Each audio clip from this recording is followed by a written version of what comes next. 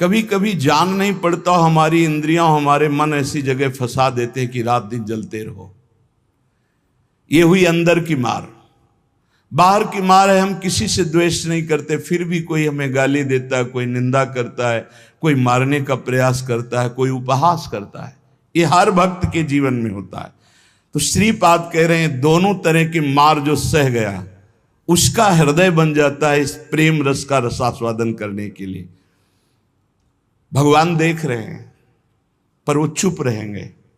हमारी बात को पकड़ना, जब तक आप परिपक्व नहीं हो जाएंगे तब तक आपको पिटने देंगे। सहो। भगवान आदेश करते हैं, अर्जुन के सामने खड़े हैं, मात्रा स्पर्शास्तु कौन्ते शीतोष्ण सुख दुखदा आगमा पाइनो अनित्यास्तास्तिति क्षस्व भारत। ये नाशवान हैं, आने जाने वाले दुख सुख है, इनको सो। बड़ी गलती हो जाती है, हम टूट जाते हैं, बाहर के थपेड़ों से अंदर की मार से टूट जाते हैं। इसीलिए हमें भगवदानंद की अनुभूति विलंब से नहीं तो बहुत जल्दी हो जाए। दौड़ पड़ते हैं भगवान जब साधक हर बात चुपचाप सहता रहता है, हर मार सहता रहता है, तो भगवान को फिर देखा नहीं जाता, फिर दौड़ पड़ते हैं और उसके हृदय मंदिर पर प्रकाशित हो जाते हैं, निहाल हो जाता है। श्रीपाद कह रहे हैं हासम भर्त्सन ताड़नादिषु सदा कुर्वन् विषादम नहीं ग्रासस्याप्यनुपस्थितौ व्यवहरल्लोकेति मुग्धार भवत्। तुम्हारा उपहास होगा, हंसी तुम्हारी उड़ाई जाएगी, बहुत उड़ाई जाती है। घर परिवार के लोग ही हंसी उड़ाने लगते हैं, मित्रजन ही हंसी उड़ाने लगते हैं, ऑफिस के लोग ही उपहास करने लगते हैं, और ज्यादा हो जाए तो ताड़न भी करते हैं, पीट भी देते हैं। ऐसा होता है, घर परिवार के लोग ही। ऐसे कितने हमारे पास प्रश्न आते हैं कि हमारे परिवार के जन हमारा भारी विरोध कर रहे हैं। हासम भर्त्सन ताड़नादिषु सदा कुर्वन् विषादम नहीं। सदा तुम्हारा उपहास हो रहा है, बहुत कठिन है प्यारे, बहुत कठिन है। प्रवचन कर लेना सरल है, प्रवचन सुन लेना सरल है, सहना बहुत कठिन है। जब बाहर से निंदा हो और अपमान का समय हो और अंदर से इंद्रियां और मन साथ ना दें, फिर सोचो उस उपासक की दशा क्या होगी। उसी समय सत्संग के वचन उसे बचाते हैं। यदि शास्त्र और सत्संग का स्वाध्याय और श्रवण है तो बच जाओगे, नहीं तो मार देंगे अंदर के शत्रु और बाहर के शत्रु। ये परमार्थ बहुत बड़ी वस्तु है, बहुत बड़ी वस्तु, अनंत जन्मों की बिगड़ी बनने वाली।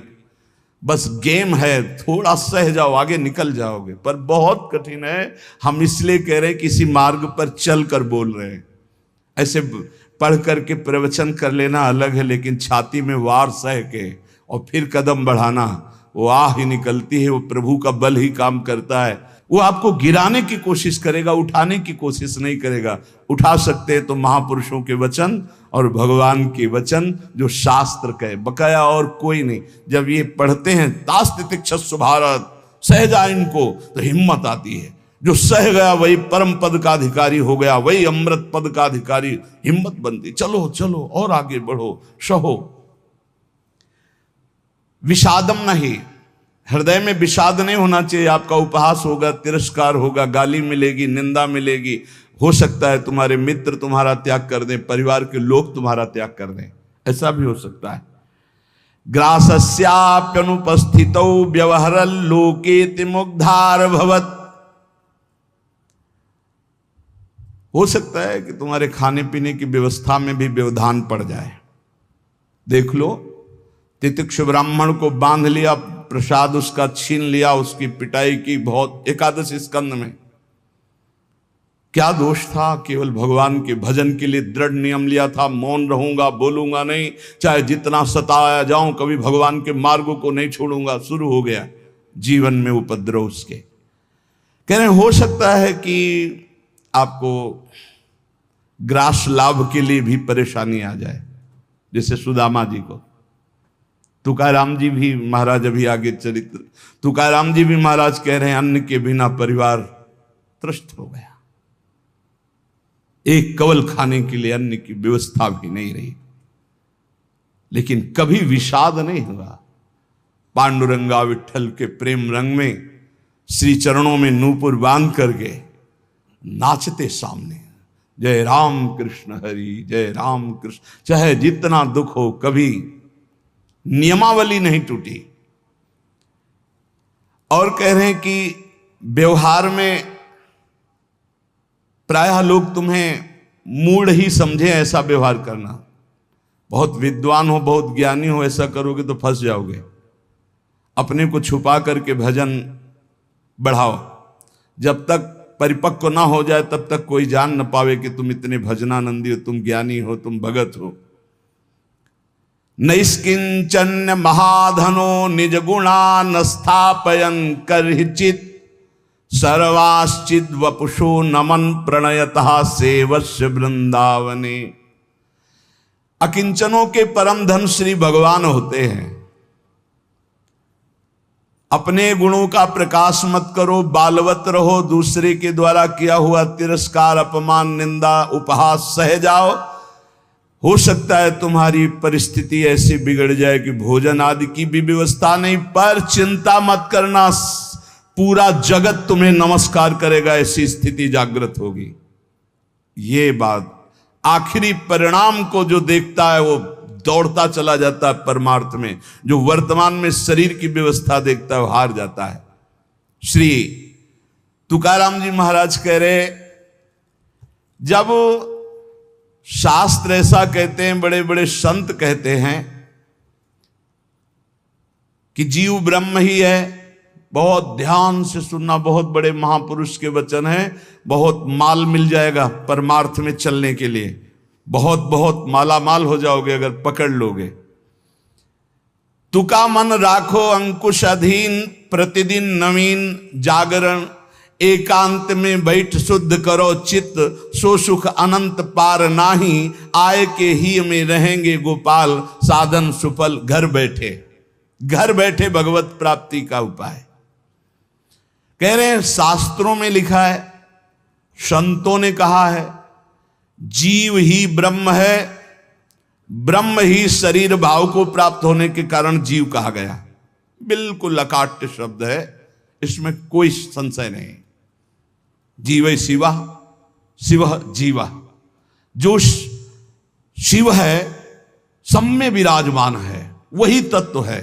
वो अपने स्वरूप को भूल गया, शिवहम, और इस देह भाव को प्राप्त हो गया तो जीवत्व, उसके आगे जीव कह दिया गया। जैसे कई बार एक बिल्कुल ग्रामीण भाषा में इस बात का उदाहरण दिया कि जीव क्यों कहा गया। जैसे हम देखते हैं कि एक आदमी रिक्शा चलाता है, उसको बोलो रिक्शा, वो खड़ा हो जाएगा। वो क्या रिक्शा है क्या? नहीं। ये भी नहीं कहा ए रिक्शा चालक, ऐसा भी नहीं कहा, रिक्शा, वो खड़ा हो गया। क्यों? वो तदात्म है रिक्शा में। फिर कुछ दिन बाद वो पैसा बढ़ता है, टैक्सी खरीद लेता है, अब उसको बोलो रिक्शा, नहीं खड़ा होगा, टैक्सी, खड़ा हो गया। क्यों? अब वो टैक्सी में तदात्म है। वो टैक्सी नहीं है पर टैक्सी में तदात्म। ऐसे ही शरीर पांच भौतिक है, स्त्री पुरुष इस शरीर का संबोधन है, उत्तम अधम इस शरीर को लेकर के है। वो सच्चिदानंद तत्व एक निर्विकार अनंत घड़ों में एक ही प्रकाशित हो रहा है। जब जीव, श्री तुकाराम जी महाराज कहते हैं, बहुत आनंद का विषय ये साधक के लिए, जब जीव ब्रह्म ही है, ब्रह्म से भिन्न नहीं है, यदि ये संत वचन सत्य हैं, शास्त्र सिद्धांत सत्य है, संतों का अनुभव सत्य है, तो ये सबको प्रतीत क्यों नहीं हो रहा कि सब ब्रह्मानंद स्वरूप हैं? क्यों नहीं प्रतीत हो रहा? बहुत सुंदर बात है। भगवान सर्वगत हैं, सब में हैं, समरूप हैं, बराबर कमी बेसी नहीं कि चींटी में छोटा भगवान है, हाथी में बड़ा भगवान है। वो आत्म तत्व देवता में, ब्रह्मा में, चींटी में, हाथी में, सब में समान है। और जो ऐसा देखता है वही ज्ञानी है। विद्या विनय संपन्ने ब्राह्मणे गवि हस्तनी स्वनी चौपाके च पंडिता समदर्शिना। जो विद्या विनय संपन्न ब्राह्मण में, गाय में, हाथी में, कुत्ते में, चांडाल में एक ही परमात्मा तत्व को देखता है, वही परम ज्ञानी महात्मा पंडित कहा जाता है। पंडितः समदर्शिना, वो परमात्मा सम है, सर्वगत है, सबके हृदय में है, सब भूतों में है, अर्थात सब जीवों में है। वो सर्वभूतांतरात्मा कहा गया है, वह सर्वव्यापी कहा गया है, वह सर्व साक्षी कहा गया है। वो जल में है, वो थल में है, वो काष्ठ में है, वो पाषाण में है। कोई जगह खाली नहीं जहां भगवान ना हो। फिर तुम क्यों नहीं देख पा रहे हो कि भगवान है? इतना सुलभ परमात्मा सर्वत्र है, फिर तुम अनुभव क्यों नहीं कर पा रहे? तुकाराम जी प्रश्न कर रहे हैं, तुम क्यों नहीं अनुभव कर पा रहे हो? वह परमात्मा अखंड आनंद स्वरूप है, वह परम पवित्र है, रम्य है। तो तुम सुख के लिए भोगों में क्यों घूम रहे हो?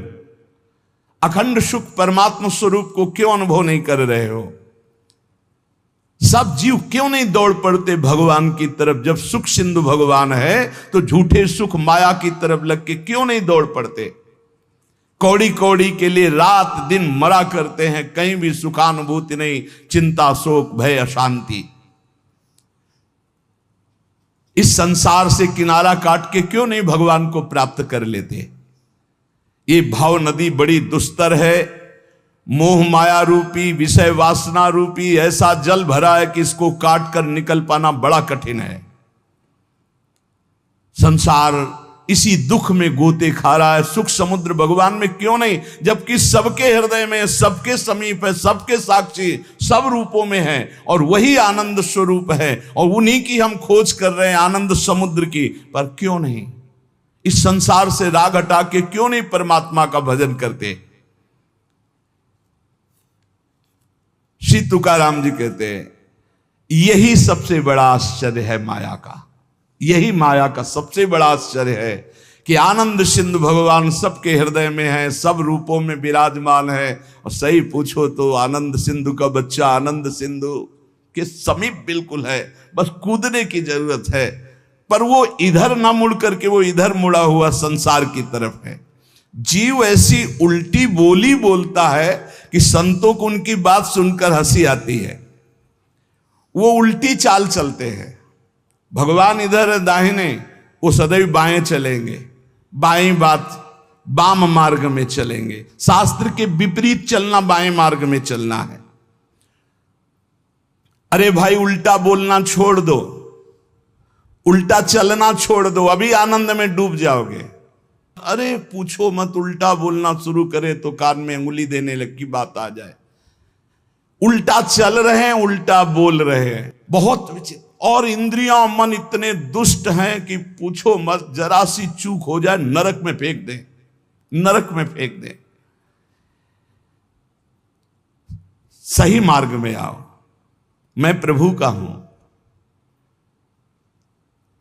मैं मुक्त ही हूं, मुझे मुक्त नहीं होना। मैं महान सुखी हूं। किसी के भी पूछने पर मत कहो मैं दुखी हूं। किसी के पूछने पर मत अपनी समस्याएं बताओ। किसी के पूछने पर मत कहो कि मैं ऐसा हूं। नहीं, जैसा बोलोगे वैसे ही सत्य भाव होता चला जाएगा।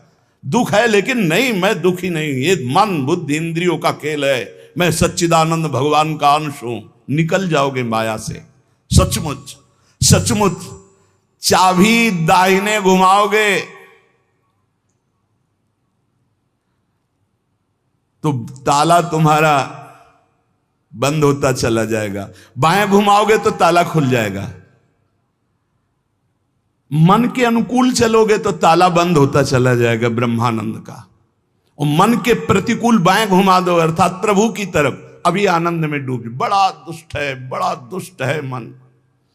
ये हम ऐसे नहीं बोल रहे, खूब जांच के बोल रहे हैं, खूब जांच के बोल रहे हैं। ए भाई, कभी मन को दुलार करने में मत फंसना, नहीं किया कराया सब चौपट कर देगा।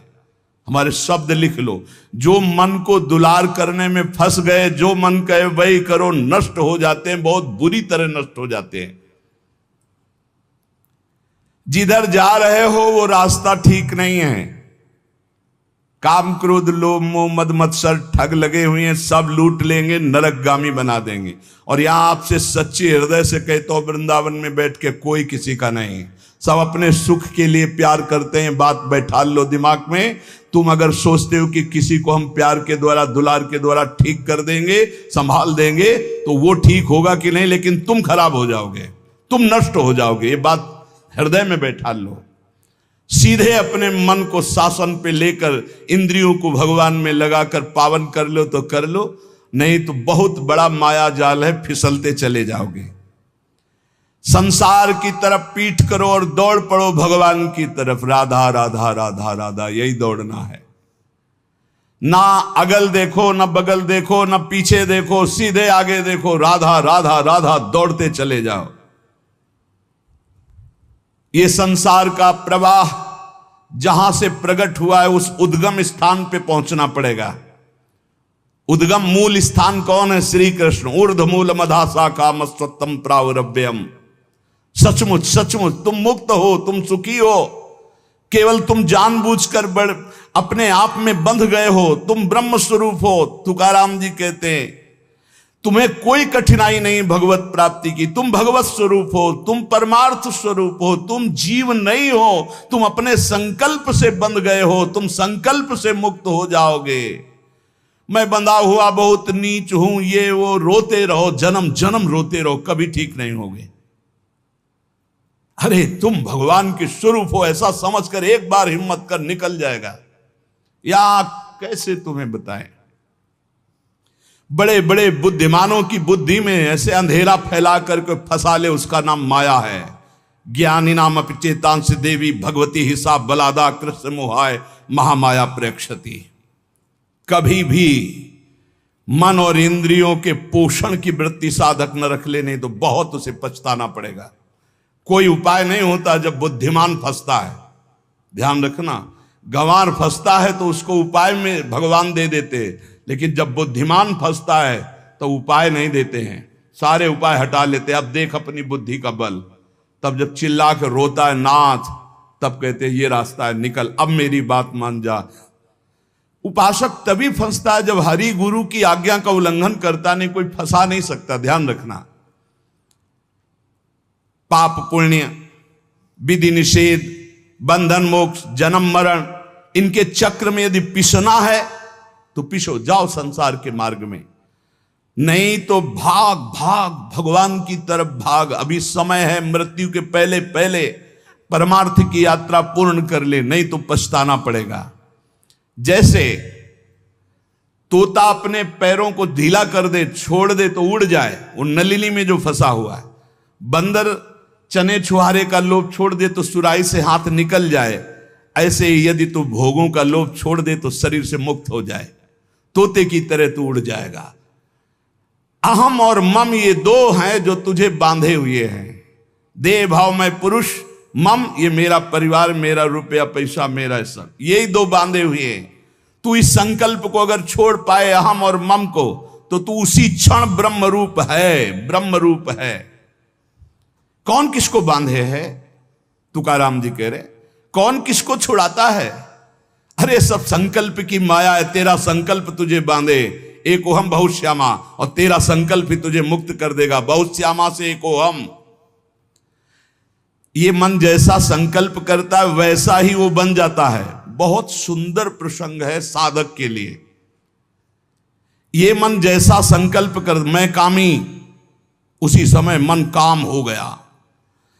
संकल्प, कल्पना, संसार, वासना, वृत्ति, मन, माया, ये 7 पर्यायवाची शब्द हैं एक माया के।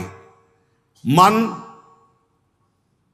कल्पना, सारा संसार, वासना, वृत्ति, माया, ये सब एक ही पर्यायवाची शब्द है, इसी का नाम माया है।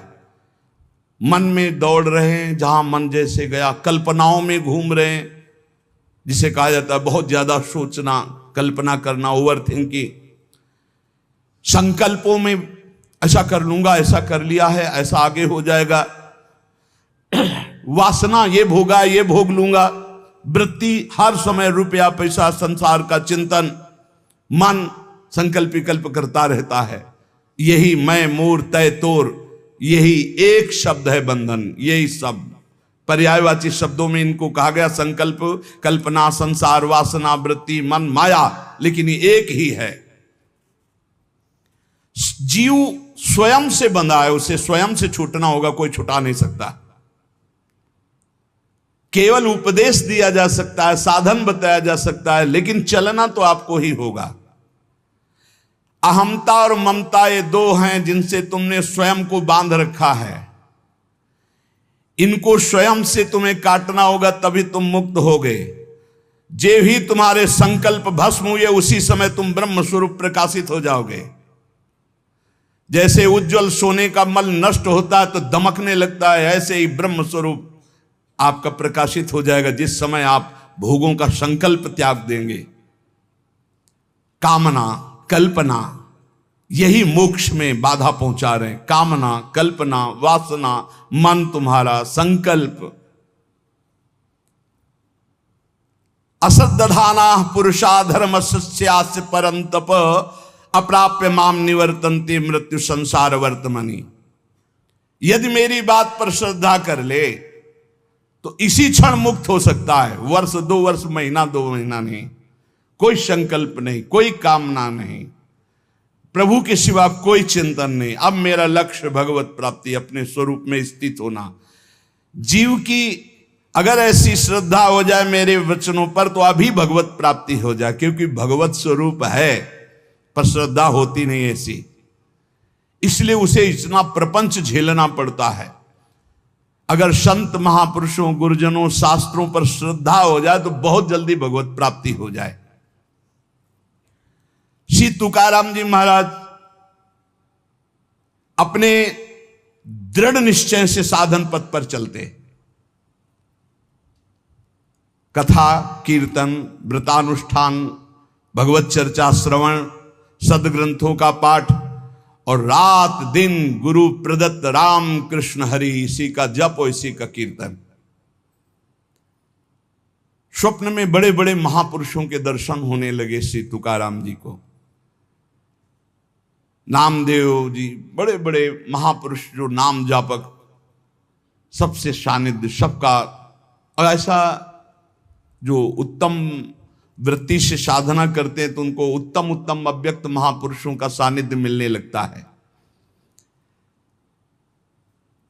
इनके हृदय में धारा प्रवाह, भगवन नाम, धारा प्रवाह, अव्यावृत, अखंड, इतना नाम की जिस जमीन पे बैठ के कीर्तन करते और वहां से जब चले जाते और वो जमीन पे कान रखो तो वहां से निकलता था राम कृष्ण हरि, विठल विठल विठल, रोम रोम विठल में श्री तुकाराम जी का।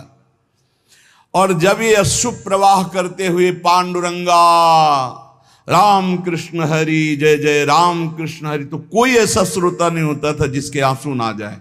ऐसे आर्त भाव से पुकारते थे।